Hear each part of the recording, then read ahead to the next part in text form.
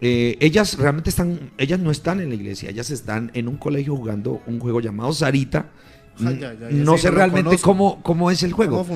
Cómo funcione, pero ellas pues contaba una de las que, digamos, de las familiares que estaban jugando el juego llamado Sarita. Ellas mismas después reconocen que era ese el juego que estaban jugando.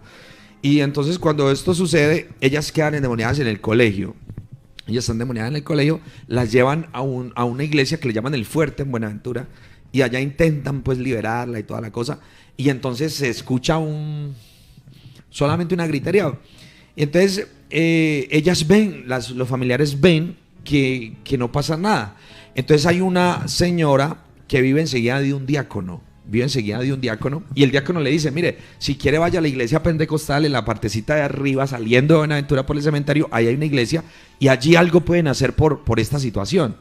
Entonces una de las señoras que vive en el barrio, precisamente, llegan hasta donde yo estoy, que es en mi casa, y me dice, pastor, mire, yo creo que ustedes pueden hacer algo por mi hija, pero hay un problema.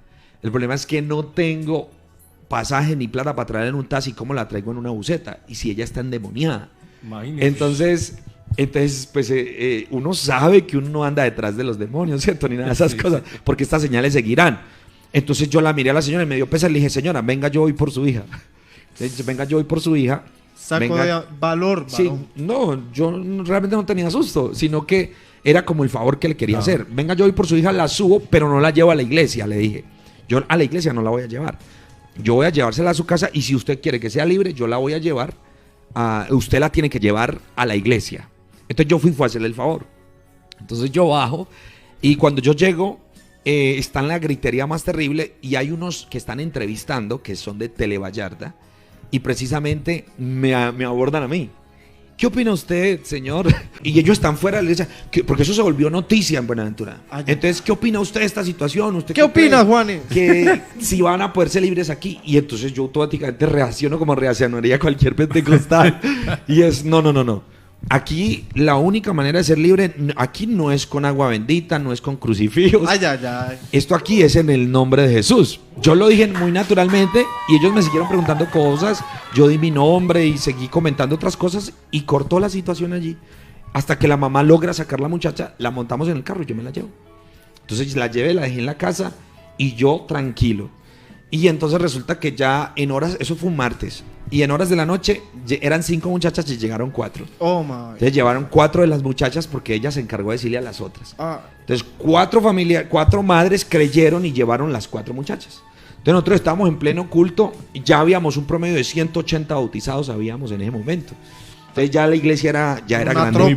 Ya era una tropa grande. Y entonces estaban reforzados. Y cada culto era una fiesta. Y ese día estábamos cantando precisamente el coro que dice: la sola presencia de Cristo Jesús. Amén.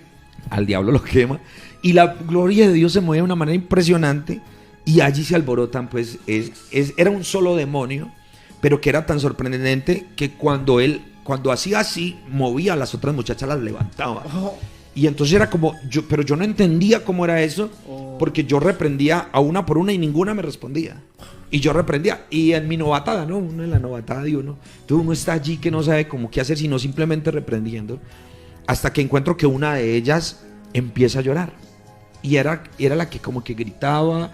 Y entonces yo dije, qué extraño es esto. Entonces me di cuenta que era en ella la que estaba, y las otras simplemente hacían silencio y se movían y brincaban, y era una cosa horrible. Entonces a mí me da la impresión que era como un pulpo. Yo me imaginaba algo así, ¿no? No que fuera así, sino que yo me imaginaba que fuera como así, porque ella apenas les hacía así, las levantaba. Eso era una fuerza impresionante. Pero mi pastor, disculpe que le corte ahí.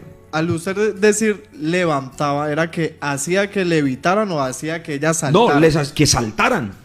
O sea, que se movieran. Es decir, ella, la que tenía el espíritu, el demonio central, digamos, era la que mandaba a las otras. Y entonces apenas le hacía así, las otras se levantaban a brincar y hacer pues su show y toda la cuestión pues que ellos hacen ahí, toda su situación. Entonces en ese momento yo pude ver que era ella. Y entonces en ese momento a mí me causa impresión porque está llorando. Sí. Porque era un ambiente especial que se movía. Entonces yo le pongo la mano en el hombro y le digo ¿por qué lloras? Le hago una pregunta, ¿por qué lloras? Y entonces me voltea a mirar y se levanta, porque estaba en el piso, se levanta y me dice: yo lloro porque esta presencia que se está moviendo aquí es la presencia que yo sentía cuando estaba en el cielo. Uf. Y hace miles y miles de años, hace muchísimo tiempo, yo no sentía esta presencia. Oh, Dios. Entonces fue algo que a mí me tocó el corazón. Wow. Porque yo dije, y entonces yo me pregunté entre mí, le dije, ¿cómo así que sentía esta presencia? Entonces, ¿quién es? O sea, cuando dice que sentía esa presencia y que eso que se estaba moviendo allí hacía muchísimos años no lo sentía. Entonces yo le pregunté y le dije, ¿y tú quién eres? ¿Cómo te llamas? Entonces me dijo, yo me llamo Ferlusi. Me dijo, me llamo Ferlusi. Entonces cuando me dijo, me llamo Ferlusi, bueno, obviamente yo hago callar la iglesia y los hermanos empiezan a escuchar toda la conversación. Entonces ellos presenciaron toda esta situación. Entre ellos creo que estaba Samuelito, que Samuel fue testigo, el papá de Samuel, la hermana Lesbi, la mamá de Samuel. Bueno, muchos hermanos que hoy creo que algunos están por aquí. Están por aquí en Cali, sí.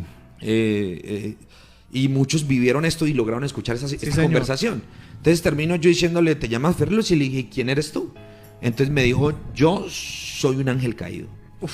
Yo hago parte de los ángeles de la corte celestial de Dios. Yo hacía parte. Y entonces comienza a explicarme quién era él. Y ya como empieza a explicarme, para mí eso es una cosa que yo nunca había visto. Yo nunca había escuchado. Algunos dirán, pero usted ¿para qué se puso a hablar con él? ¿Para qué se...? Entonces yo lo que puedo decir es que yo era un neófito, pienso yo. Y que Dios también permite cosas para que su nombre sea glorificado. Amén, amén, claro, amén. ¿Cierto? Sí, así es. Porque hay gente que critica esto o no creen en esto o no creen que Dios pueda tener tanto poder de hacer que esos demonios salgan. Bueno, no sé, tanta cosa que se puede imaginar la gente. Pero en ese momento está pasando eso. Y entonces cuando me dice que hace parte de la corte celestial de Dios, que él se movía en medio de las piedras de fuego, para mí es algo tan sorprendente. Claro. Y entonces me dice, me queda mirando y me dice, yo le quiero pedir un favor. Y es una conversación, es una muchacha de unos 16 años, pero que tiene una voz gruesísima, es un demonio con una voz gruesísima. Y me dice, le quiero pedir un favor. Y yo le dije, claro, ¿qué favor quieres? Y me dice, déjeme adorar a mi Dios durante 5 minutos. Eso fue lo que me dijo, déjeme adorar a mi Dios durante 5 minutos. Y entonces a mí me sorprende porque hay gente que cree en la Trinidad. Hay personas que creen en la dualidad. Hay gente que dice que Padre, que Hijo, que Espíritu Santo. Pero la Biblia dice, ¿tú crees que Dios es uno? Bien haces. Los demonios también creen y tiemblan. Sí, señor. Es decir, ¿por qué los demonios saben? ¿Por qué los demonios fueron ángeles? Entonces ellos saben quién es Dios. Amén, amén, amén. Ellos saben quién es Jesús. Y por eso cuando yo le dije, ¿quieres adorar a Dios? Dijo, sí, quiero adorar a mi Jesús. Déjame adorar a mi Dios, déjame adorarlo. Y entonces yo le dije, te doy 5 minutos. Entonces el púlpito de nosotros era un púlpito en madera muy humilde y a la vez delgado. Entonces se postró en el altar, abrazó el púlpito y comenzó a gritar, mi Jesús, mi Rey, mi Dios, mi Señor, por favor perdóname.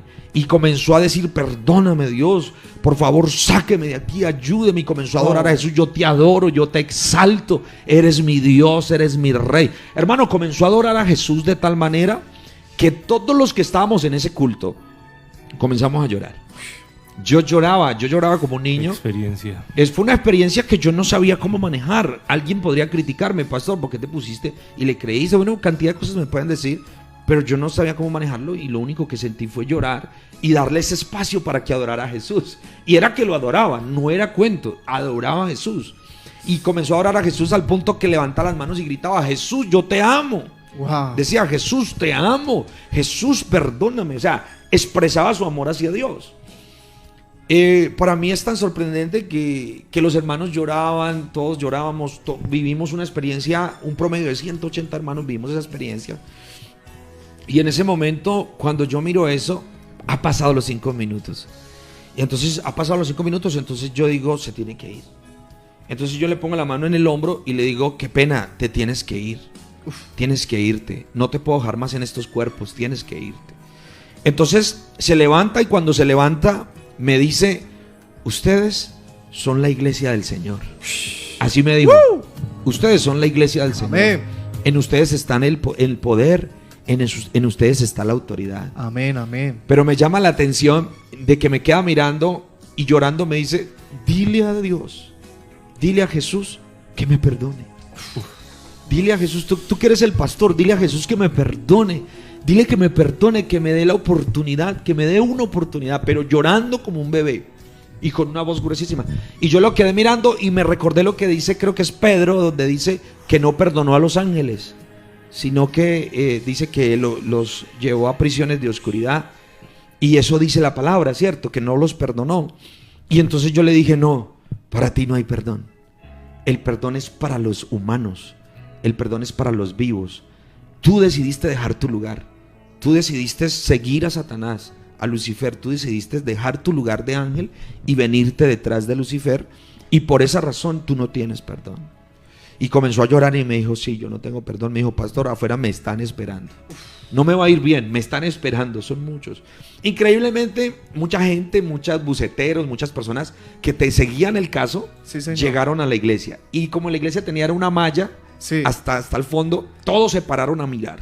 Es decir, fue un testimonio para mucha gente en Buenaventura. Aleluya. Entonces, de un momento a otro, antes de irse me dice, pastor, me vas a poner las manos y me vas a invocar el nombre y yo me voy porque ustedes tienen la autoridad. Y me dijo, pero antes de irme, y estaban los hermanos así, y señaló a los hermanos y comenzó a señalarlos así, y me dijo, antes de irme, yo tengo que decirles que ustedes que sí pueden adorarlo, no lo adoran. Esa fue la última Señor palabra que Jesús me dijo. De Nazaret. Y me dijo, y ustedes que sí pueden adorarlo, no lo adoran. No, esos hermanos comenzaron a adorar a Jesús. Imagínense en esa situación, que nosotros que sí podemos, nosotros Aleluya. Que nos postramos y nos encontramos con el Señor en la casa, en la iglesia, en cualquier parte, en el carro, y nosotros que sí podemos, muchas veces no lo adoramos. En ese momento eso me hizo reflexionar a mí sobre de los cultos cuadriculados, los cuales nosotros tenemos. Esos cultos tan sencillos, esos que cante cultos, 2 coritos y ya. Y que cante 2 coros y ya. Y usted vino fue a escuchar la palabra. Eso. Ya, mucho. Y resulta que él habita en medio de la alabanza. Amén. ¿Cuánto dieran los demonios? Es más, si hubiera un evangelio para el infierno, Satanás y los demonios fueran los primeros en arrepentirse. Sí, señor. Tremendo. Ellos se arrepentirían y se convertirían y nos predicarían el evangelio a nosotros. No lo enseñarían. Nos lo enseñarían y nos dirían, sepan adorar a Dios, sepan servirle, sepan amarle. Y por eso cuando vamos a un culto tenemos que dar lo mejor. Amén. Tenemos que servirle, darle lo mejor, exaltarlo, darle tiempo a la alabanza, a la oración. Entonces cuando eso pasa, él ya agacha la cabeza y me dice, pastor, ponga las manos sobre mí. Una cosa impresionante, una cosa tan dócil, que yo le pongo las manos y le digo en el nombre de Jesús te vas, pero yo le digo en el nombre de Jesús te vas, pero llorando, pero de la tristeza de saber que no tenía perdón. Y en ese momento yo, como le invoco el nombre de Jesús, cae en el suelo y caen las 3 niñas que quedan, más la otra que no estuvo en el culto. Porque me dan la información después, mire, a tal hora ella quedó libre, y fue a la misma hora que quedaron libres. Entonces sí era uno mismo que tenía las 5 niñas. Entonces queda libre, las 5 niñas quedan libres, y eso fue un boom en Buenaventura.